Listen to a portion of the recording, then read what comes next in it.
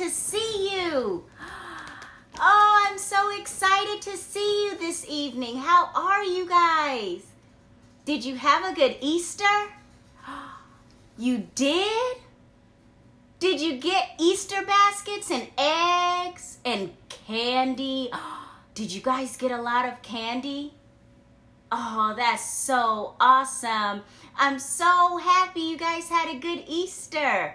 I had a good Easter too. I had a lot of good food and lots of candy. It was so great. Oh, I'm so happy to hear you guys had a good weekend. Well, you know what time it is, right? It's story time! Yay, are you excited? Do you have any idea what the story is going to be tonight?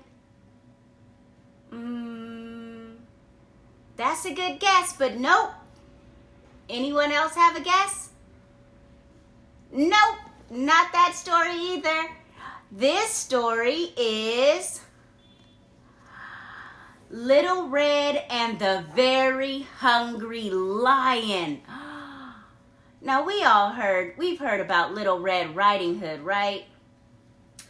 This is a story that's kind of about Little Red Riding Hood, but it might be kind of different. Let's see. You ready to dig in? I'm ready. Little Red and the Very Hungry Lion. This book was written by Alex T. Smith.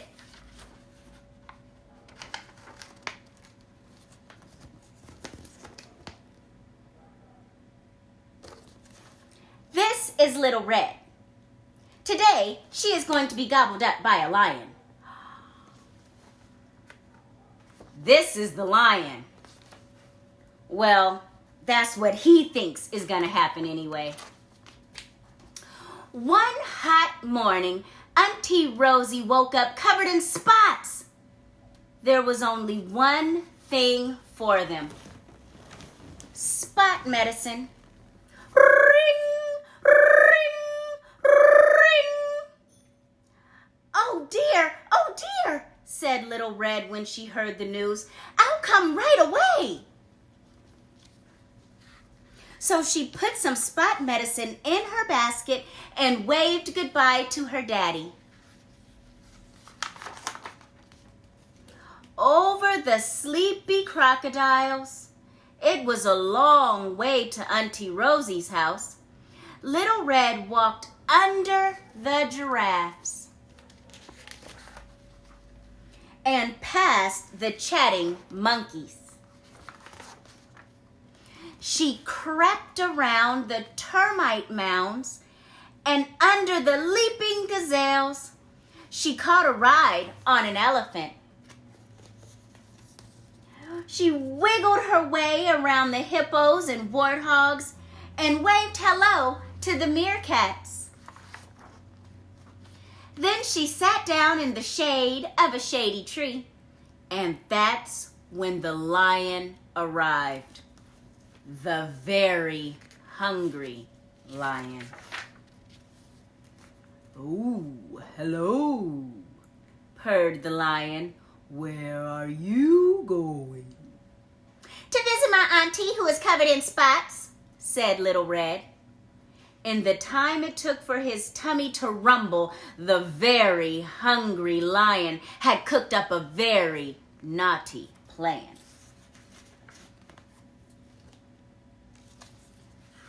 My very clever plan.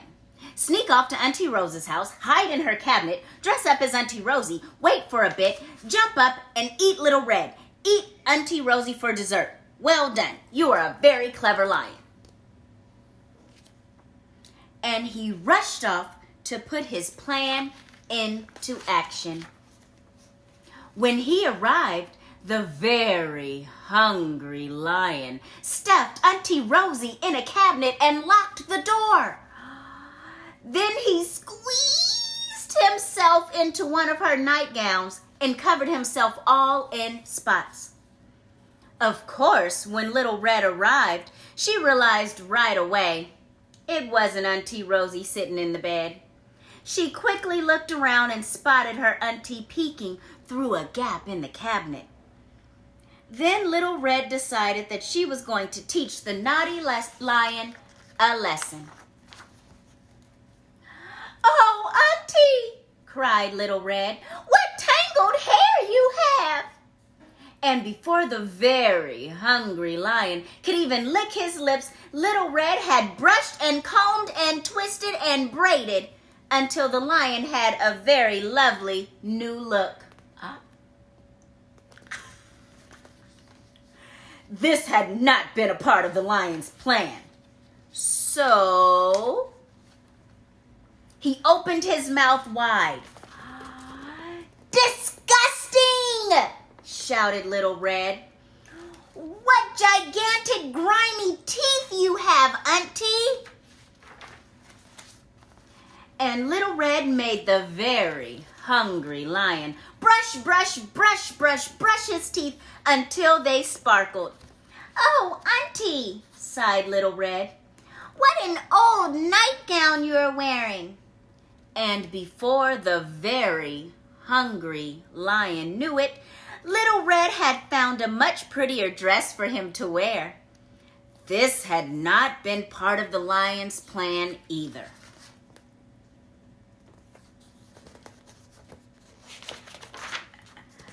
"Stop!" yelled the lion. "I am a very hungry lion, and my tummy is grumbling."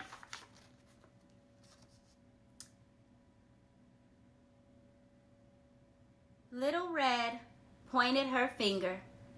"Well, trying to eat children and aunties is very naughty. If you were hungry, all you had to do was ask for some food." The very hungry lion let Auntie Rosie out of the cabinet and said sorry ever so politely. Little Red gave Auntie Rosie the spot medicine, which worked immediately.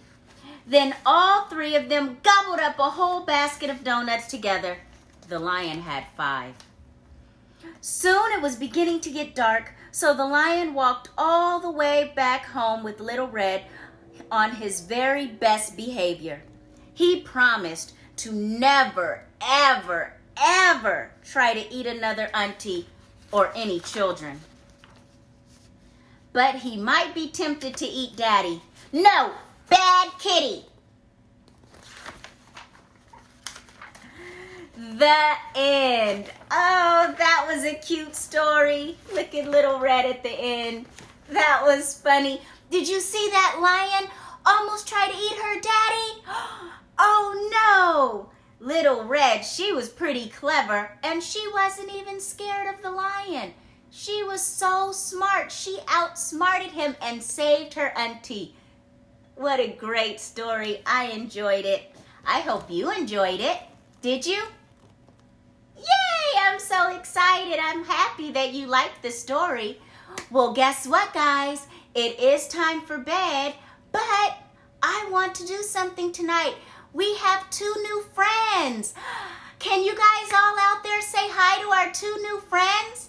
Say hi, Isaac. Hi, Raven. There are 2 new friends joining us tonight. Can everybody say it all at once? 1, 2, 3. Hi, Isaac and Raven. Oh, thanks for joining us.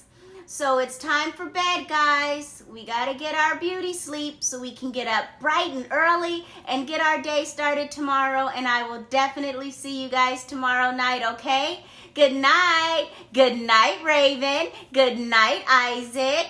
Good night, Jada and Judah. Good night, Harrison. Good night, Lauren and Daniel. Good night, Brandon. Good night, Harper and Harley. Good night, Jason. Good night, Justina. Good night, Navia. Good night, Morgan and Kennedy. Good night, Emma. Good night, Zanai and Maya. Good night, Brooklyn. Good night, Stevie and Gianni. Good night, Erilyn. Good night, Makai. Good night, Xavier. Oh, good night, Analia. Good night, Danny and Malia. Good night, Nico and Hunter. Good night, Israel. Good night, Amari. Good night, Justin. Oh, and a special good night for our friend Aiden. He had a little accident over the weekend and he had to go to the doctor, but he's all better. So let's give a special shout out to Aiden. Good night, Aiden. We love you. Have a great night, guys. I'll see you tomorrow.